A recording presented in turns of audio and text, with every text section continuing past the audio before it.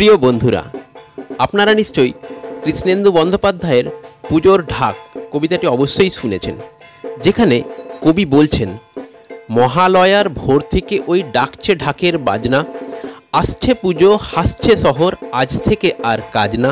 বাস্তবিকই ঢাকে কাঠি পড়ার পর থেকেই যেন জাঁকিয়ে বসে পুজোর আমেজ।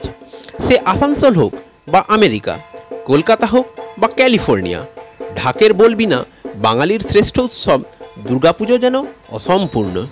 বোধন থেকে বিসর্জন ঢাকের বাদ্যি মায়ের মঙ্গলানুষ্ঠানে এক অপরিহার্য অঙ্গ। কিন্তু ঢাকের বাদ্যি দুর্গাপুজোর অপরিহার্য অঙ্গ হয়ে উঠল কীভাবে?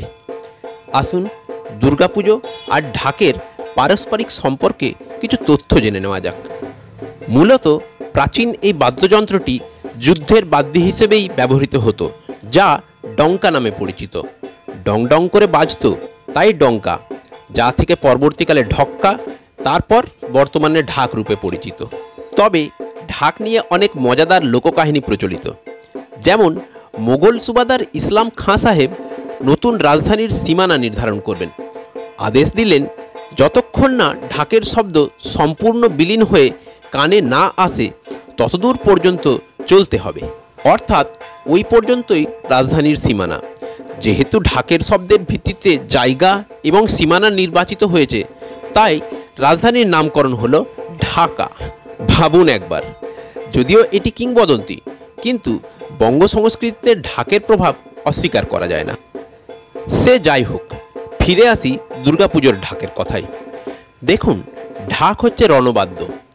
মা দুর্গা এবং অসুরের যুদ্ধ তথা বিজয়োৎসব পালনই যেহেতু দুর্গাপুজোর মূল বিষয়, সুতরাং ঢাকের উপস্থিতি সহজেই অনুমেয়। শাস্ত্রানুসারে অশুভের বিনাশকালে ঢাক, শঙ্খ, কাঁসর, ঘণ্টা ইত্যাদি বাজিয়ে শুভ শক্তির সূচনা করা হয়। যে কারণে দুর্গাপুজো ছাড়াও কালী, জগদ্ধাত্রী, বাসন্তী সব পুজোতেই ঢাকের ব্যবহার উল্লেখ্য। এর সঙ্গে আপনি ভাবুন, সেই যুগে মাইক, সাউন্ড বক্স ইত্যাদি ছিল না, সুতরাং বহু মানুষকে পুজোর জাঁকজমক, নির্ঘণ্ট ইত্যাদি জানানোর মাধ্যম বলতে ঢাকই ছিল উপযুক্ততম বাদ্যি। তবে এই ঢাকের আবার প্রকারভেদ আছে, যেমন সাধারণ ঢাক, জয় ঢাক, বীর ঢাক ইত্যাদি। এই বিষয়ে জনৈক অভিজ্ঞ ঢাকিদের বক্তব্য, সপ্তমী থেকে দশমী পর্যন্ত সূর্য ওঠার আগে ঢাকের যে তাল বাজে তা হলো ভোরাই তাল। এই তালে দেবীর ঘুম ভাঙে। আবার অন্যদিকে দেবীর প্রাণ প্রতিষ্ঠার সময় ঢাকের যে তাল বাজে তা হলো নামানি তাল।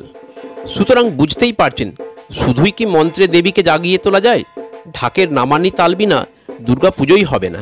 এবার আসা যাক দুর্গাপুজোয় ঢাকের অন্য এক কিংবদন্তিতে। সেবার জানবাজারের রানী রাসমণি দেবীর কলাবউ গঙ্গা স্নানে বেরিয়েছে। ঢাকিরা ভালোই বায়না পেয়েছেন, সুতরাং তারা মন খুলে বাজাচ্ছেন। এদিকে জনৈক ইংরেজ সাহেবের তখনও ঘুম ভাঙেনি। তার কাছে এটা নেহাতি অহেতুক কোলাহল। বিরক্ত সাহেব পেয়াদা পাঠালেন, কিন্তু ফল হলো বিপরীত। পেয়াদাকে দেখে ঢাকিরা আরও জোরে জোরে বাজাতে লাগলেন। ক্ষিপ্ত পেয়াদারা ফিরে গেলেন এবং রানী রাসমণির নামে সাহেবের কাছে কমপ্লেন করলেন।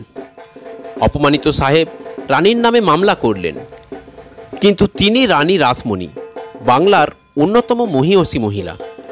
তিনি সেই যুগে নাকি 50 টাকা জরিমানা দিয়েছিলেন, কিন্তু কাঁসর, ঘণ্টা এবং সর্বোপরি ঢাকের বাদ্যির সাথে কোনো কম্প্রোমাইজ করেননি। এই ছিলেন আমাদের সাহসী, নিষ্ঠাবতী রানীমা, আর এই হলো আমাদের দুর্গাপুজোর ঢাকের মাহাত্ম্য।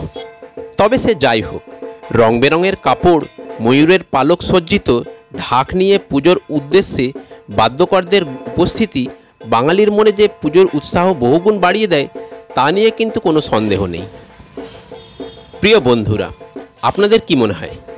আপনাদের মূল্যবান মতামত অবশ্যই কমেন্ট সেকশানে জানাবেন, এবং ভিডিওটি যদি ভালো লেগে থাকে তাহলে লাইক, শেয়ার এবং সাবস্ক্রিপশনের অনুরোধ রইল।